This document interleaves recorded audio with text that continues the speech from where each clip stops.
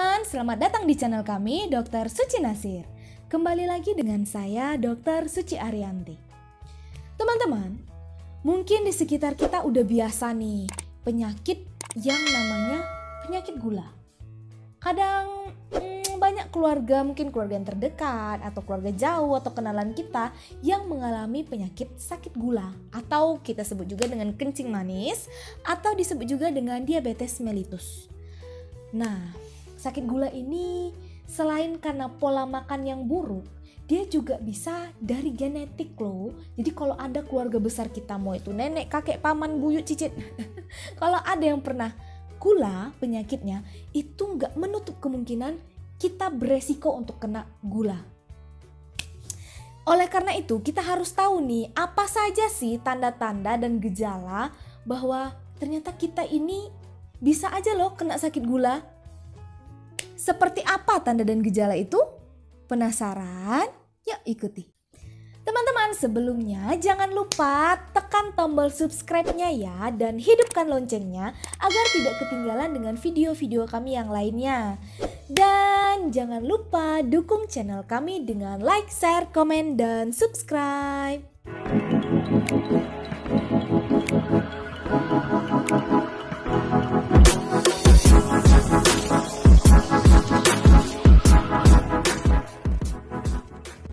Jadi teman-teman, apa saja keluhan yang bisa kita rasakan yang ternyata itu adalah mengarah ke penyakit kencing manis? Yang pertama, kalau kita punya penyakit kencing manis, kita akan mengeluhkan cepat lapar. Jadi tiap bentar kita lapar, tiap sebentar kita lapar, pengen makan terus. Kenapa bisa seperti ini? Jadi, kalau orang sakit kencing manis, yang bermasalah itu adalah hormon insulinnya. Hormon insulin itu dia berguna merubah gula yang masuk nih kan, kita makan.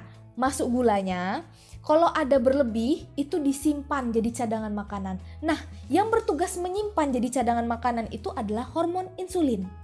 Tapi ketika kita sakit gula, hormon insulinnya kurang atau tidak bekerja dengan baik, jadi kita makan, gula kita banyak di tubuh, tapi nggak bisa disimpan, ya sisanya ya dibuang lewat kencing.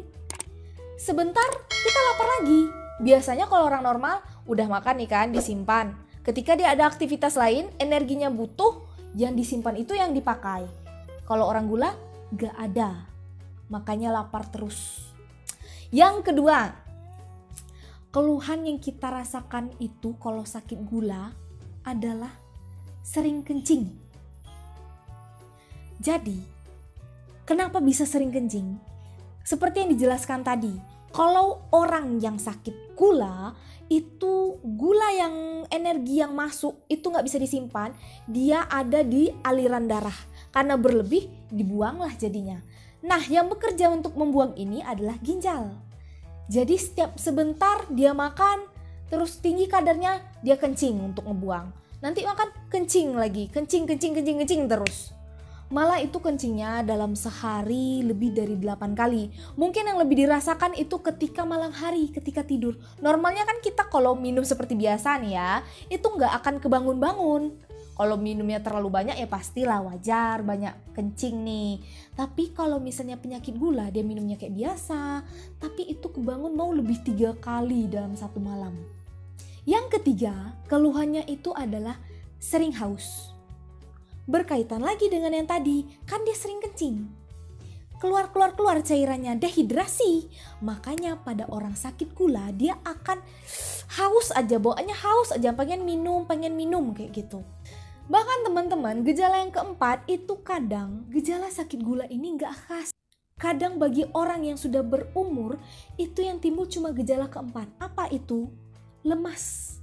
Jadi kadang rasanya itu cuma letih, lemas, pegel-pegel, gak semangat. Cuma kayak gitu yang timbul gitu. Gak khas dia. Tapi itu adalah salah satu gejala dari sakit gula. Jadi kalau teman-teman ada ngerasakan seperti itu, coba dites. Tes gula darahnya. Kalau misalnya teman-teman gak puasa nih, baru siap makan, langsung tes gula. Kalau didapatkan lebih dari 200 berarti positif sakit kencing manis. Tapi lebih spesifik lagi, kalau cek gula darahnya itu ketika berpuasa. Berpuasa di sini, teman-teman, jangan makan sama sekali atau minum yang manis di selama 8 jam. Lalu dicek itu gula darahnya, kalau misalnya 126 ke atas berarti tegaklah bahwa Anda telah terkena kencing manis. Atau enggak khas lagi nih, mungkin dia dekat-dekat 126, 127, kan tipis ya. Biasa dianjurkan itu cek toleransi glukosa namanya. Jadi teman-teman itu puasa 8 jam, dicek dulu kan gula darah puasanya. Habis itu minum, nanti ada dikasih tuh dari klinik atau rumah sakit atau laboratorium gula sebanyak 75 mg glukosanya. Sudah minum itu dicek apakah lebih dari 200. Kalau lebih dari 200 tegak lagi bahwa teman-teman telah menjadi seorang pengidap diabetes mellitus.